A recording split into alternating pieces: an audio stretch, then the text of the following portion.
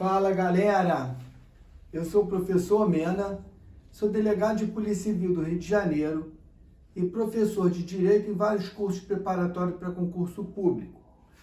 O nosso tema de hoje é a extinção ou desfazimento dos atos administrativos. Bom, revogação e anulação todo mundo já conhece, mas nós vamos ver que não são só esses. Existem outros nomes que também podem aparecer na sua prova e que você precisa conhecer. Vamos lá. Então, ela pode ser a revogação, que a gente já conhece, a anulação, que a gente já conhece, o cumprimento dos seus efeitos, que nós vamos falar de um por um. Pode ser a renúncia, pode ser o desaparecimento do sujeito ou desaparecimento do objeto, pode ser a cassação e pode ser a caducidade. Fica comigo, nós vamos falar de cada um, vamos dar alguns detalhes, vamos dar alguns macetes, tu não vai perder nada.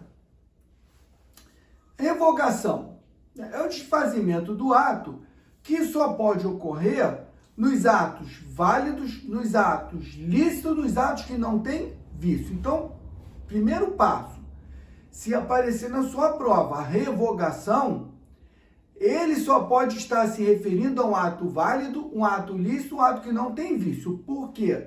Se ele mencionar em algum momento que o ato tem algum vício, não é revogação.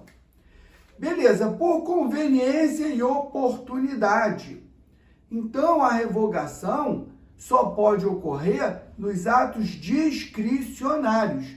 Quando aparece conveniência e oportunidade, ele está te relatando que aquele ato é discricionário. E por que só pode revogar o ato discricionário? Porque só pode revogar o ato aquele agente público que editou o ato. E aí vem a questão que o maligno, o examinador, ele é maligno. Ele está em casa agora pensando como ele vai te derrubar na prova. Então preste atenção. Juiz pode revogar ato?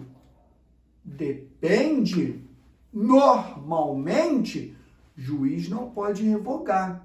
Juiz anula. Mas veja bem, se o juiz foi quem praticou o ato, porque juiz pratica ato. Por exemplo, o serventuário lá de uma vara civil, de uma vara criminal, que vai tirar férias. Quem vai autorizar férias é o juiz, que é o chefe imediato dele. É ato administrativo. Esse juiz vai praticar ato administrativo. Não é o normal. A função principal do juiz não é essa. Mas eu não posso esquecer que o juiz também, em alguns momentos, pratica ato administrativo. Mas na função principal, precípua, o juiz analisa a legalidade. Então, o juiz ou anula, porque é ilegal, ou mantém, porque o juiz não pode revogar ato de outro agente. E aí pergunta, quais são os efeitos da revogação? Ex nunc ou ex tunc? E aí a gente fica nesse impasse. E aí a gente acaba decorando, e você não vai decorar, você vai entender, não erra nunca mais.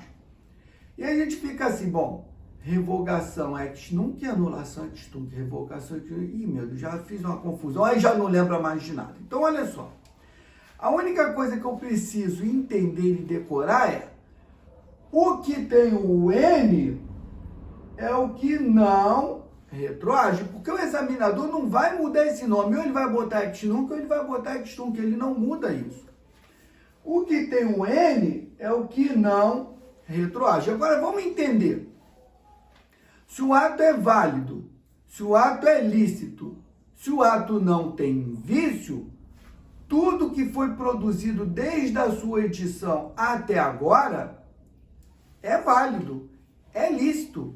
Não há por que extinguir, retirar aqueles efeitos. Então, a revogação não volta atrás para tirar os efeitos, ela permanece. Só passa a ter validade e eficácia daqui para frente. Então, os efeitos são para o futuro.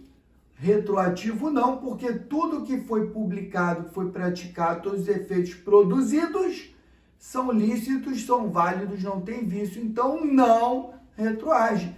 É daqui para frente. Beleza, vamos nós. E a anulação? A anulação somente ocorre com atos ilícitos, atos que têm vício, atos, né, que são viciados, que foram praticados em desconformidade, né? E aí, quem pode anular? Quem pode anular é a própria administração, pelo princípio da autotutela, que nós temos até 2 súmulas do Supremo, a 386 e a 473, ou o juiz no controle da legalidade. Beleza, isso aí sem dificuldade. E quais são os efeitos da anulação? E aí voltamos a que isso cai na prova toda hora. A retroage, ex nunc, a anulação, ex nunc, a revogação, ex nunc, a anulação, ex nunc. E aí confundiu de novo, para. Beleza, se eu estou tratando de um ato ilícito, de um ato que tem vício, de um ato ilegal, ele nem deveria ter sido praticado. Mas se ele foi praticado e ele tem vício desde a sua origem, a anulação retroage, volta até a data que o ato foi praticado para retirar todos os efeitos que foram produzidos ilegalmente. Então, se o que não retroage é o que tem o N e o que tem o N é o ex nunc, por eliminação, a anulação volta até a origem na data que o ato foi praticado para retirar todos os efeitos que foram produzidos ilegalmente. Então, a anulação retroage. Se o ex nunc é o que não retroage, o ex tunc é o que retroage, e aí você não decora mais. Raciocine juridicamente, para que você saiba por que está marcando ex nunc ou por que está marcando ex tunc. Mas agora tem um pulo do gato. Cuidado com o examinador maligno. Ele está em casa agora querendo te derrubar. E existe uma exceção na questão da anulação, que pode cair na sua prova.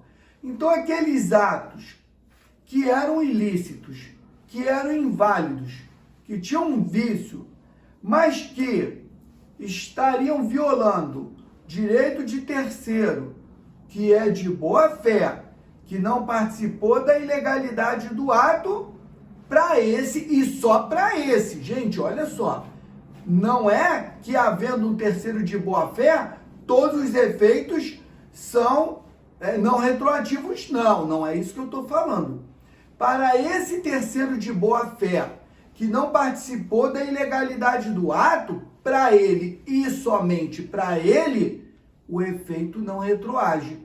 Se o efeito não retroage, para ele e somente para ele, o efeito é ex nunc, porque o que tem N é o que não retroage. Aí vamos dar um exemplo, né? Uma situação hipotética. O Tício foi lá num órgão público fazer a quitação de um tributo que estava em atraso.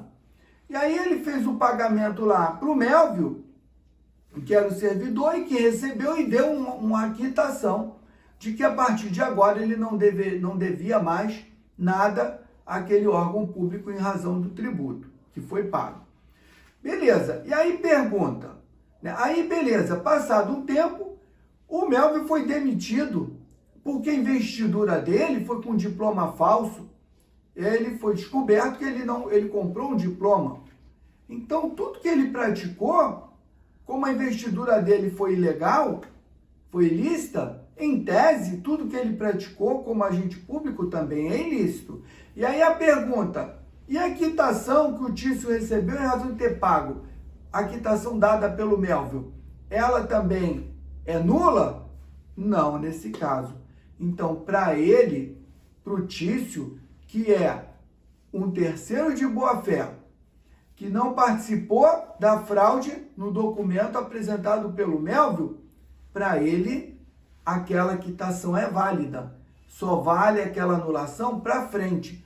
o que ficou para trás, no caso exclusivamente dele, continua válido. Então, para ele, é ex nunc, não é ex nunc como é para todos os outros. Beleza, vamos ver a terceira hipótese, cumprimento dos seus efeitos. Né? Então, o cumprimento dos seus efeitos é o desfazimento do ato, né, que se extingue quando esgotam a produção dos seus efeitos. E aí um exemplo bem clássico. O servidor pediu e marcou férias, foi autorizado as férias, ele entrou de férias no dia 1º de janeiro e volta a trabalhar em fevereiro.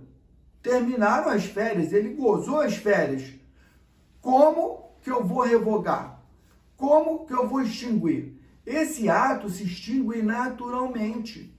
Ele gozou as férias, automaticamente, após os 30 dias de férias, ele volta ao trabalho. Não precisa ter um novo ato extinguindo essa publicação, esse ato de autorização do gozo das férias. Então, alguns atos se extinguem naturalmente quando ele cumpre a sua finalidade, o seu objetivo.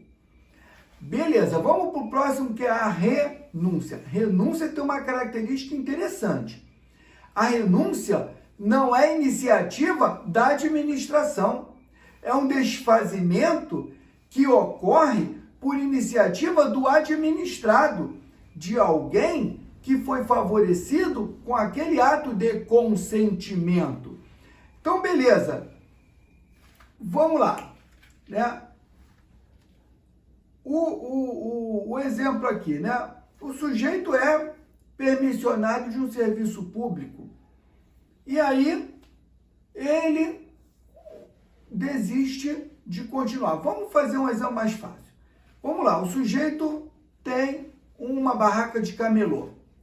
E ele tem um alvará de funcionamento expedido pela prefeitura. E aí ele estudou conosco, passou no concurso, tomou posse e vai entrar em exercício. Ele vai continuar de camelô? Claro que não. E aí ele vai lá na prefeitura e fala lá para o serventuário, servidor da prefeitura: olha, eu passei no concurso, agora eu quero entregar a minha autorização, a minha permissão para funcionamento lá, o meu alvará. Ah, o senhor quer entregar? Então o senhor está renunciando? Aí o sujeito que não estudou, não sei, deve ser isso. Então, o senhor está renunciando ao seu direito de exercer uma atividade que tem o consentimento da administração. Então, a renúncia é um ato, é um desfazimento por iniciativa do administrado e não da administração. Beleza, vamos para o próximo. O desaparecimento do sujeito ou o desaparecimento do objeto. Do desaparecimento do sujeito, né, é o desfazimento do ato em que desaparece o sujeito. Vamos imaginar uma situação hipotética, né? Um ato administrativo que autoriza alguém a portar uma arma. Autorização de porte de arma. O dia que aquele sujeito morrer, o que acontece com essa autorização? Transmite para os herdeiros? É claro que não. Então, o dia que esse sujeito morrer, esse ato vai ter o desfazimento pelo desaparecimento do sujeito, ou desaparecimento subjetivo. E aí, vamos lá, uma outra hipótese. Vamos pegar o gancho ainda do porte de arma. E se essa arma se perder? Vamos imaginar que o sujeito foi fazer um passeio na Baía de Guanabara, estava pescando e etc. A arma caiu na Baía de Guanabara. Nunca mais se acha essa arma. E aí, esse ato vai ser desfeito. A autorização do porte de arma vai ser desfeita porque não tem mais a arma. Como é que vai autorizar ele a portar uma arma que não existe mais? Desapareceu. Então, o desaparecimento do objeto ou desaparecimento objetivo. A sexta hipótese é a cassação. É o desfazimento quando o beneficiário descumpre condições necessárias para a sua manutenção. funcionando como uma penalidade. Então, olha só, pensa o seguinte, isso é importante você salvar na sua mente. Apareceu cassação, eu não sei ainda o que ele vai falar, mas uma coisa eu já tenho certeza, é uma penalidade. Cassação é sempre penalidade, beleza? Então, vamos lá, é sempre uma punição. Cassação da carteira de habilitação. Eu fui punido com a pontuação, por exemplo, e continuei pontuando. Vou perder a carteira, cassada a minha carteira. Cassação do alvará de funcionamento. Vamos imaginar que uma pessoa monte uma empresa que seja uma empresa de fachada e que seja criada para praticar crimes. Por exemplo, o que a prefeitura vai fazer quando tomar conhecimento de que aquela empresa, na verdade, não funciona legalmente, ela foi usada a falsa legalidade para praticar crimes, vai cassar o alvará de funcionamento. E a gente tem, que a gente estuda muito quando estuda estatuto, cassação de aposentadoria e cassação de disponibilidade. Vamos falar rapidamente, já que está falando de cassação. Cassação da aposentadoria é aquela hipótese em que o sujeito, antes de aposentar, pratica um ato punido com demissão.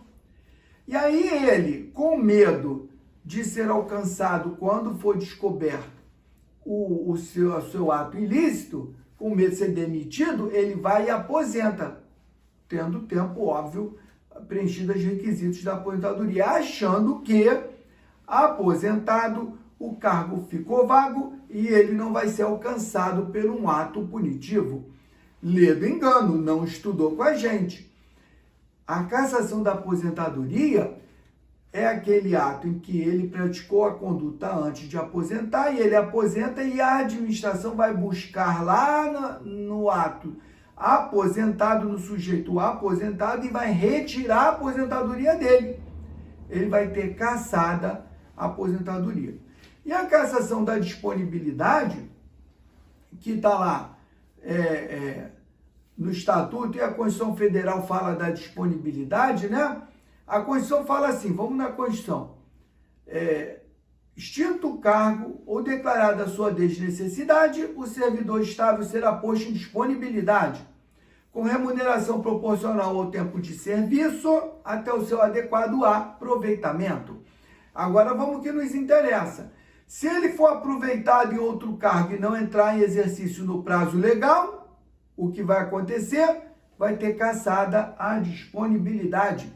Esse cara, entre aspas, vai ser demitido. A cassação da disponibilidade é, entre aspas, uma demissão, com outro nome. Beleza, vamos lá. E a caducidade?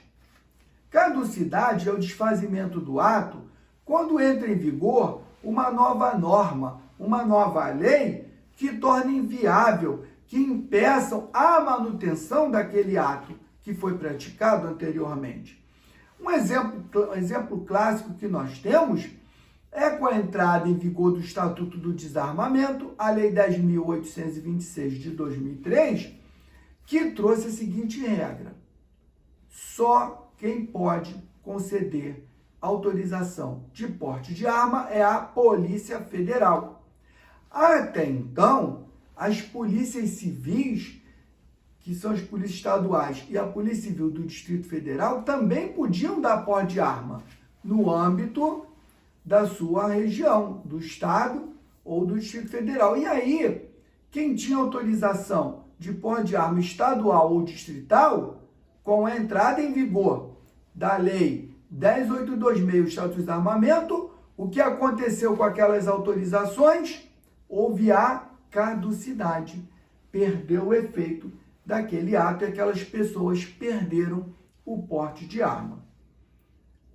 Vamos para uma coisa importante, cuidado com o examinador maligno. O que acontece? O termo caducidade pode aparecer em duas situações diferentes que têm contexto, têm resposta jurídica, têm interpretação jurídica diferente.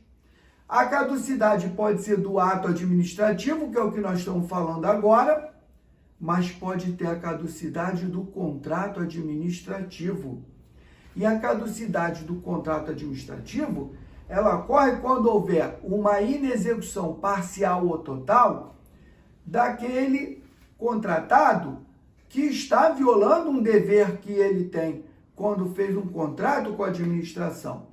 E essa rescisão unilateral pelo descumprimento parcial ou total do contrato se chama caducidade do contrato. Então, cuidado, apareceu caducidade, preste atenção no que se refere. Se for caducidade do contrato, ele está se referindo a uma inexecução total ou parcial do contrato pelo contratado. Se estiver se referindo a ato administrativo, é aquela situação em que uma nova norma entra em vigor e é incompatível com a continuidade dos efeitos daquele ato anterior. E aí ocorre a caducidade do ato. Beleza, galera? Vamos ficando por aqui. Eu sou o professor Mena. Me segue aí no YouTube, prof.mena. Dá o like, se inscreve, coloca o seu comentário. Acompanha a gente lá no Instagram, @prof.mena. Eu te espero no próximo vídeo. Boa sorte e bons estudos!